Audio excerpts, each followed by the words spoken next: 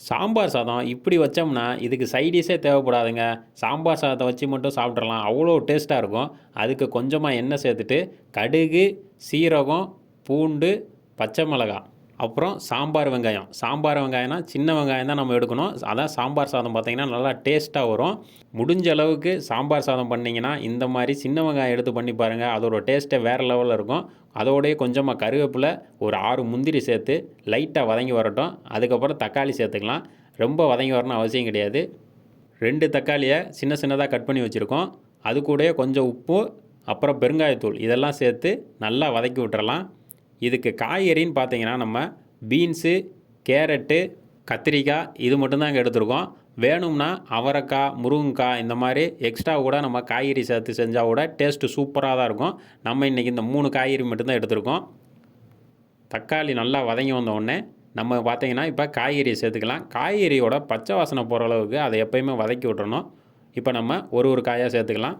Carrot, beans, கத்திரிக்காய் இந்த 3யும் பார்த்தீங்கன்னா, கொஞ்சம் பெருசு பெருசாகவே கட் பண்ணி நம்ம சேர்க்கணும். ரொம்பவும் சிறுசாக கட் பண்ணி சேர்த்தோம்னா, அது சாம்பார் சாதத்தோட குழஞ்சி போயிடும். அதனால் நம்ம கொஞ்சம் பெருசு பெருசாகவே கட் பண்ணி சேர்த்துருக்கோம். இதை நல்லா பச்சை வாசனை போகிற அளவுக்கு லைட்டாக வதக்கி விட்டுலாம் ஒரு 2 நிமிஷத்துக்கு. இதுக்கு மசாலான்னு பார்த்தீங்கன்னா, குழம்பு மசாலா மட்டும்தான் சேர்க்க போகிறோம். கொஞ்சமாக அது கூடயே மஞ்சள் பொடி சேர்க்க போகிறோம். அவ்வளோதான். இந்த சாம்பார் சாதம் பார்த்தீங்கன்னா, ஈஸியாக செஞ்சு முடிச்சிடலாங்க. ரொம்ப டைம் எடுக்காது. அதுவும் இல்லாமல் ரொம்ப மசாலா சேர்க்கணும்னு அவசியம் கிடையாது. காய்கறி மட்டும் அதிகமாக சேர்த்து ஈஸியாக பண்ணி முடிச்சிடலாம். பருப்பு மட்டும் வேணுன்னா ஃபஸ்ட்டே நம்ம வேக வச்சு தனியாக எடுத்து வச்சுக்கிறணும். அப்படி தான் நம்ம பருப்பை தனியாக வேக வச்சு தனியாக எடுத்து வச்சுருக்கோம். இப்போது 2 மசாலாவையும் சேர்த்தாச்சு. மஞ்சள் பொடி, குழம்பு மசால் பொடி சேர்த்து நல்லா கலந்து விட்டாச்சு. இப்போ தண்ணி பார்த்தீங்கன்னா, நம்ம நார்மல் அரிசி எடுத்ததுனால 1 டம்ளர் அரிசிக்கு 3 டம்ளர் தண்ணி சேர்ப்போம் எப்பயும். ஆனால் இப்போ பார்த்தீங்கன்னா எக்ஸ்ட்ரா ஒரு டம்ளர் நம்ம சேர்க்குறோம்.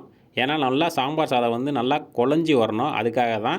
இப்போ பார்த்தீங்கன்னா நல்லா தண்ணியெல்லாம் கொதித்து வந்துடுச்சு. இப்போ நம்ம அரிசியை சேர்த்துக்கலாம். அரிசி வெந்து வர டயத்தில் நம்மளுக்கு காயும் நல்லா வெந்து வந்துடும். அதனால தான் லைட்டாக கொதி வந்த உடனே நம்ம அரிசி சேர்த்துக்கிறோம். அரிசி சேர்த்த உடனே நம்ம பருப்பை வந்து வேக வச்சு தனியாக எடுத்து வச்சுருக்கோம். துவரம் பருப்பு நல்லா வேக வச்சு நல்லா சேர்த்தாச்சு அதையும். இப்போ அதையும் நல்லா கலந்து விட்டுட்டு தட்டு போட்டு மூடி வச்சிடலாம். ஒரு 5 நிமிஷத்துக்கு ஒரு தடவை எடுத்து இந்த மாதிரி லைட்டாக கலந்து விடணும். கரெக்டாக பார்த்தோம்னா ஒரு 12லேருந்து ஒரு 13 நிமிஷத்தில் நம்மளுக்கு ஒரு சூப்பரான சாம்பார் சாதம் ரெடி ஆயிருங்க. அவ்வளோதான். இந்த மாதிரி லைட்டாக கலந்து விட்டுக்கிட்டே இருந்தோம்னா நம்மளுக்கு எந்த பக்குவத்தில் நம்ம இறக்கி வைக்கணுமோ அந்த பக்குவத்தில் இறக்கி வச்சிடணும்.